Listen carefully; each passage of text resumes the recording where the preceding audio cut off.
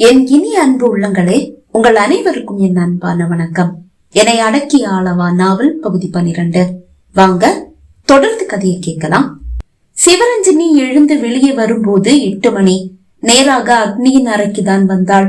அவளை காணாது குளியல் அறையில் இருப்பாளோ என்று அங்கும் பார்த்தாள். அங்கும் அவளை காணவில்லை. கீழே சென்றிருப்பாளோ என்று நினைத்தவள் மாடி இறங்கி வந்தாள். ஆனால் அங்கும் அக்னியை காணாது. எங்க போனா? முணுமுணுத்தவள், அம்மா அக்னி கீழே வந்தாளா என்று கேட்டாள். இல்லம்மா, தூங்கிட்டு இருக்க போறா பாரு. ரூம்ல இல்லம்மா என்றவளுக்கு புரிந்து விட்டது. ரூம்ல இல்லையா? பாத்ரூம்ல இருப்பா பாரு.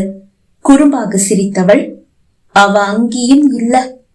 வேற எங்க போனா என்ற அம்மா பேச்சை அப்படியே நிறுத்தி கொண்டார். அவருக்கும் புரிந்து விட்டது. சரி சரி, நீ போய் உன்னுடைய வேலையை பாரு என்றார். 10 மணி ஆகிவிட்டது. இப்போதும் சித்தார்த் அக்னியை விடவில்லை. 10 மணி ஆயிடுச்சு, பிளீஸ் விடுங்க. முடியாது. நீ இன்னைக்கு ஃபுல்லா என் கூடவே இரு. நாளைக்கு வெளியே சில வேலைகள் இருக்கு. அது முடிஞ்சு வீடு வந்து சேர்ந்ததும் பேக தூக்கிட்டு கிளம்பிடுவேன். வெளிய வேலை இருக்கா? என்ன வேலை? டாக்டர் வேலைதாம்மா. எப்ப போறீங்க? காலையில 6 மணிக்கு இங்க இருந்து கிளம்பிடுவேன். டைம் ஆயிடுச்சுன்னா அப்படியே ஏர்போர்ட் போயிட வேண்டியதுதான். அப்போ நான் வர வேண்டாமா? கண்டிப்பா. நீ அப்பா அம்மா சிவரஞ்சனியோட ஏர்போர்ட் வந்து சேர்ந்துடு. அப்படின்னா வேலை விஷயமா தான் வந்தீங்களா? இல்ல, உன்னை பார்க்கதான் வந்தேன். வந்த இடத்துல வேலை வந்துடுச்சு. என்ன பண்றது? நீங்க சொல்றதெல்லாம் சரிதான். ஆனா 10 மணி ஆகி வெளியே போகாம இருந்தா எப்படி அர்த்தம்? அதெல்லாம் எதுவும் இல்ல. என் கூட இரு. பாத்ரூம் போக வேண்டாமா சித்து? முடியல. சித்துவா? சிரித்தவன், நீ அத்தான்னு கூப்பிடும் போதும் சித்துன்னு கூப்பிடும் போதும் சூப்பரா இருக்கு. அது என்ன எதுவும் பண்ணது தெரியுமா? சரி, அவசரம்னு சொன்னல, நீ போ என்று கூறியவன் தன் சிறையில் இருந்து அவளை விடுவித்தான். போறதா? என்னுடைய ட்ரெஸ் எல்லாம் எங்க? எல்லாம் பெட்ல தான் இருக்கு. குறும்பு புன்னகையோடு கூறினான். எங்க? எதையுமே காணோமே. அவள் விழிகள் படுக்கையை சுற்றி வட்டமடித்தது. அதோ சித்தார்த்தின் ஒரு சட்டை மட்டும் அவள் கண்ணில் தென்பட கை நீட்டி அந்த சட்டையை எடுத்துக் கொண்டவள் போர்வைக்குள் கிடந்தபடியே அதை அணிந்தும் கொண்டாள். அதன் பிறகுதான் போர்வையிலிருந்து வெளியே வந்து தன் உடைகளை தேடி எடுத்துக்கொண்டு குளியலறைக்குள் சென்று உடை மாற்றி திரும்பினாள். அவனது சட்டையை அவன் மீது வீசியவள், என்னுடைய ரூமுக்கு போய் ஃப்ரெஷ் ஆயிட்டு கீழே போறேன், நீங்களும் வந்துடுங்க. அவள் வீசிய சட்டையை கையில் பிடித்தவன் அதை முகர்ந்து பார்த்தான். அவளது வாசனை அதில் தங்கி நிற்கிறது. இதை இப்படியே ஜெர்மனி எடுத்துட்டு போக போறேன். இதையே எடுத்துட்டு போறீங்க? இதுல உன் வாசனை இருக்கே. நைட் இதை கட்டி பிடிச்சிட்டுதான் தூங்கணும். அடுத்த தடவை வரும்போது இதே மாதிரி வேற சட்டையை போட்டுட்டு கட்டி கொடு. நாணத்தில் முகம் சிவந்தவள் சரி என்று தலையசைத்து விட்டு வெளியே சென்றாள். தன் அறைக்குள் வந்தவளுக்கு தூக்கி வாரி போட்டது. அவளது படுக்கையில் கைகளை தலையணையாக்கி நீண்டு நிமிர்ந்து படுத்து கிடக்கிறாள் சிவரஞ்சினி. அக்னியின் வரவுக்காக காத்திருக்கும் அவள் இதழ்களில் ஒரு குறும்பு புன்னகை. என்ன அண்ணியாரே, சௌக்கியமா? குறும்பாக கேட்டவள் எழுந்து அவள் முன்னால் வந்து நின்றாள். உன்னை சும்மா விடலான்னுதான் முதல்ல நினைச்சேன். ஆனா 10 மணி வரைக்கும் வெளியே வராம இருந்த பாரு. சும்மா விடலாமா? சட்டென்று அவளை கட்டி அணைத்துக் கொண்டவள், சாரிடி, சும்மா கேலி செஞ்சேன். உண்மையிலேயே எனக்கு ரொம்ப சந்தோஷமா இருக்கு.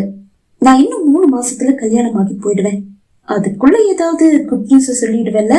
குட் நியூஸா என்று முதலில் புரியாமல் கேட்டவள் அதை புரிந்து கொண்டதும், பார்க்கலாம், நாணத்தில் சிவந்தபடியே கூறினாள். சரி, சீக்கிரமா ஃப்ரெஷ் ஆயிட்டு கீழே வா. உனக்காக கொஞ்சம் பேர் வெயிட் பண்ணிட்டு இருக்காங்க. யார் இது? வந்து பாரு. நான் கீழே போறேன். அவளை விடுவித்து விட்டு வெளியே சென்றாள் சிவரஞ்சினி. யார் இது எனக்காக காத்திருக்கிறது? டவலை எடுத்துக்கொண்டு குளியல் அறைக்கு சென்ற அக்னி சில நிமிடங்களில் குளித்து விட்டு வந்தாள். மாடி இறங்கி வந்தவள் அப்பா அம்மா இருவரும் ஹாலில் அமர்ந்து அத்தை மாமாவிடம் பேசிக் கொண்டிருப்பதை கண்டு முகம் மலர்ந்தாள். அப்பா எப்ப வந்தீங்க? ஆவலாய் கேட்டவள் வந்து அம்மா அருகில் அமர, 9 மணிக்கே வந்துட்டோமா அப்பா கூற அவள் முகத்தில் அசடு வழிந்தது. ஆனாலும் கூப்பிட்டு இருக்கலாமேப்பா என்று கூறி சமாளித்தாள். அத்தை கூப்பிடதான் சிவரஞ்சனி கிட்ட சொன்னாங்க. தூங்கட்டோன்னு நாங்க தான் சொன்னோம். ஆமா, சித்தார்த் எங்க எந்திரிச்சிட்டானா இல்லையா? எந்திரிச்சிட்டாரு, ஃப்ரெஷ் ஆயிட்டு இருக்காருப்பா. சரி கூப்பிடுமா, எனக்கு ஆபீஸுக்கு டைம் ஆகுது. அவள் செல்லை எடுத்து சித்தார்த்தை அழைக்க முயலும் போது, மாமா அத்தை எப்ப வந்தீங்க என்று கேட்டபடியே மாடி இறங்கி வந்தான் சித்தார்த். கொஞ்ச நேரம் ஆச்சு சித்தார்த். மாமா நானும் அக்னியும் டிஃபனை முடிச்சிட்டு எல்லார் வீட்டுக்கும் வரலான்னு பிளான் பண்ணிட்டு இருக்கோம். அதனால என்ன, வாங்க. நாங்க வந்துட்டோன்னு வீட்டுக்கு வராம இருந்துடாதீங்க. இல்ல மாமா, கண்டிப்பா வரும், சாயந்தரம் வரும். அப்பதானே மாமா நீங்க வீட்டுல இருப்பீங்க. ஆமாப்பா. சரி, எனக்கு டைம் ஆகுது, ஆபீஸ்ல நிறைய வேலை இருக்கு, சாயந்தரம் பார்க்கலாம். அக்னியின் அப்பா அம்மா எழுந்து கொண்டனர். அவர்களை வழி அனுப்பிவிட்டு சித்தார்த் அக்னி இருவரும் காலை உணவை ஒன்றாக அமர்ந்து முடித்த பிறகு வெளியே கிளம்பிவிட்டனர். சிவரஞ்சனியையும் உடன் அழைக்க, இல்லனா நீங்க போயிட்டு வாங்க என்று கூறிவிட்டாள். இருவரும் முதலில் சிந்துவின் வீட்டிற்கும் அதன் பிறகு அகல்யா வீட்டிற்கும் அதன் பிறகு சிறிது நேரம் வெளியே சுற்றிவிட்டு மாலை அக்னியின் வீட்டிற்கும் வந்தனர். இரவு வரை அங்கேயே கழித்தவர்கள் உணவை முடித்துக் கொண்டு 10 மணி அளவில் வீடு வந்து சேரும் போது அவனது அப்பா அம்மா சிவரஞ்சினி மூவரும் படுக்கைக்கு சென்றிருந்தனர்.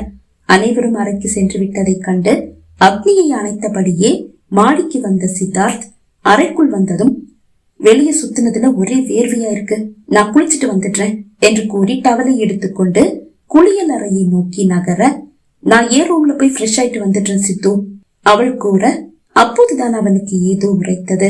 குறும்பு புன்னகையோடு திரும்பி அக்னியை பார்த்தவன், எதுக்கு அக்னி தேவையில்லாம தண்ணியை வேஸ்ட் பண்ணணும்? ஷவரை திறந்து விட்டுட்டு 2 பேரும் ஒன்னா குளிச்சா தண்ணி சேவாவும்ல. காதலும் குறும்பும் கலந்த அவனது பேச்சு அவளை நாணம் கொள்ள வைத்தது. நோ என்று அவள் கூற, அதுக்கு உன்னுடைய அனுமதி யாருக்கு வேணும் என்று கேட்டவன் திரும்பி வந்து அவளை தூக்கி கொண்டு குளியல் அறைக்கு சென்றான். மறுநாள் காலை 6 மணி ஆன போது காரை இழுத்துக்கொண்டு சித்தார்த் புறப்பட தயாராக, சித்து நீ இன்னைக்கு ஜெர்மனி புறப்படுற, சாயந்தரம் இங்க இருந்து ஏர்போர்ட் கிளம்பி ஆகணும். அது வரைக்கும் அக்னியோட இருக்க கூடாதா? இந்த பயணம் தேவையா? அம்மா கேட்டார். ரொம்ப ரொம்ப முக்கியமான ஒரு நோயாளிமா, கண்டிப்பா போய் பார்க்கணும். அதுக்கு இல்லப்பா, நீ இன்னைக்கு போற, லேட் ஆயிடுச்சுன்னா நான் நேரா ஏர்போர்ட் வந்துடுறேன். நீங்க அக்னி கூட்டிட்டு ஏர்போர்ட் வந்துடுங்க. மறக்காம டிரைவரை கூட்டிட்டு வாங்க. திரும்பி வரும்போது என்னுடைய காரை ஓட்ட ஆள் வேணும்ல என்று கூறியவன் அக்னியை பார்த்தான். அவள் விழிகள் இப்போதே நிறைந்து விட்டது. ஏய் என்னாச்சு? நான் ஃபர்ஸ்ட் டைம் போகும்போது இந்த கண்ணீரை காணோமே குறும்பாக கூறியவன் அனைவருக்கும் கையசைத்து விட்டு புறப்பட, சீக்கிரம் வந்துடுங்க என்று கூறினாள் அக்னி. சரி என்று தலையை மட்டும் அசைத்தான் சித்தார்த். ஆனால் மாலையாகியும் அவன் வரவில்லை. இடையிடையே அக்னி அவனை அழைக்கவே செய்தாள். கொஞ்சம் பிஸியா இருக்கேன் அக்னி, அப்புறமா கூப்பிடுறேன். அவள் ஒவ்வொரு முறை அழைக்கும் போதும் அப்படி கூறி அவளது அழைப்பை துண்டித்துக் கொண்டே இருந்தவன் மாலை வரை வீடு வந்து சேரவில்லை. அவனுக்கு நேரம் ஆகிறது. இந்த நேரம் இங்கிருந்து புறப்பட்டால்தான் ஏர்போர்ட் சென்று சேர முடியும். அப்பா அவனை அழைக்க, அப்பா இப்பவே லேட் ஆயிடுச்சு, நான் நேரா ஏர்போர்ட் வந்துடுறேன், நீங்க அக்னியை கூட்டிட்டு ஏர்போர்ட் வந்துடுங்க என்று கூறி அவன் அழைப்பை துண்டிக்க அவனை எதிர்பார்த்து காத்திருந்த அக்னிக்கு ஏமாற்றம். அவனது அப்பா அம்மா சிவரஞ்சனியோடு ஏர்போர்ட் புறப்பட்டாள். அவள் முகத்தில் ஒரு சோகம் மூடி கிடக்க அது அனைவரையும் தொற்றிக் கொண்டது. ஏர்போர்ட் வந்து சேரும் வரை ஒருவரும் ஒன்றும் பேசிக் கொள்ளவில்லை. அவர்கள் வந்து சேரும் போது சித்தார்த் அவர்களுக்காக காத்திருக்கிறான். நேரமாகிவிட்டதால் அப்பா அம்மா காலை தொட்டு வணங்கியவன் அக்னியை தன்னோடு சேர்த்து அணைத்து ஒரு சில நிமிடங்கள் மௌனமாக நின்றான். சித்து நேரமாகுதுப்பா அப்பா கூற அவளை விடுவித்து விட்டு சிவரஞ்சனியை அணைத்துக் கொண்டவன் அவள் நெற்றியில் முத்தமிட்ட பிறகு அவளையும் விடுவித்தான். கையசைத்து அவன் விடை பெற அனைவரின் விழிகளும் நிறைந்து விட்டது. வீட்டை அடைந்த அக்னிக்கு துக்கம் தாழவில்லை. சித்தார்த்தின் அறைக்கு வந்து படுக்கையில் வீழ்ந்தவள் படுக்கையில் கிடக்கும் அவனது டி ஷர்ட்டை எடுத்து மார்போடு அணைத்துக் கொண்டாள். காலை அவன் குளிக்க செல்லும் போது கழற்றி அக்னியின் மீது வீசிய டி ஷர்ட், அதில் அவனது வாசனை. அந்த வாசனை அவள் அழுகையை இன்னும் தீவிரமாக்கியது. அழுது அழுது எப்போதோ உறங்கி போனாள். மறுநாள் காலை எழுந்தவுடன் சித்தார்த்தின் எண்ணிற்கு அழைக்க அழைப்பை ஏற்றவன், ஏய் எந்திரிச்சிட்டியா என்று கேட்டான். இப்பதான் எந்திரிச்சேன். ஏன் இன்னும் கூப்பிடல? சாரி, நீ தூங்கிட்டு இருப்பியோன்னுதான். நான் இப்பதான் வந்து சேர்ந்தேன். ஒரு அரை மணி நேரம் ஆச்சு. அவள் ஒன்றும் பேசவில்லை. என்னாச்சு அக்னி? இப்போது அவளது விசும்பல் சத்தம் மட்டும் கேட்டது. ஏய் அக்னி, நீ இப்படி அழுதா அப்புறம் படிப்ப பாதியிலேயே விட்டுட்டு வந்துடுவேன். நீதான் ரொம்ப தைரியசாலியான பொண்ணாச்சே, ஏன் இப்படி அழற? சரி, நான் அழல. நீங்க படிப்ப பாதியில எல்லாம் விட்டுட்டு வர வேண்டாம். குட். சரி, அடுத்த மாசம் எப்ப வருவீங்க? சொல்ல முடியாதா அக்னி? எக்ஸாம் எல்லாம் வருது. அப்படின்னா வர முடியாதா? முடியும்னா ஓடி வந்துட மாட்டேனா? ஆமா, நீ இப்ப எங்க இருக்க? எங்க வீட்டுல இல்ல. ஏன் போகலையா? இல்ல, இனி நான் இங்கதான் இருப்பேன். ஓகே, உன்னுடைய விருப்பம். சரி, நீங்க டயர்டா இருப்பீங்க, நீங்க தூங்குங்க. நேரம் கிடைக்கும் போது கூப்பிடுங்க. ஓகே, பாய் பாய் என்றவள் அழைப்பை துண்டித்தாள். செல்போனை படுக்கையில் போட்ட சித்தார்த் தான் கொண்டு வந்த அக்னி அணிந்த அவனது சட்டையை எடுத்து கட்டி அணைத்துக் கொண்டு விழிகளை மூடிக்கொண்டான்.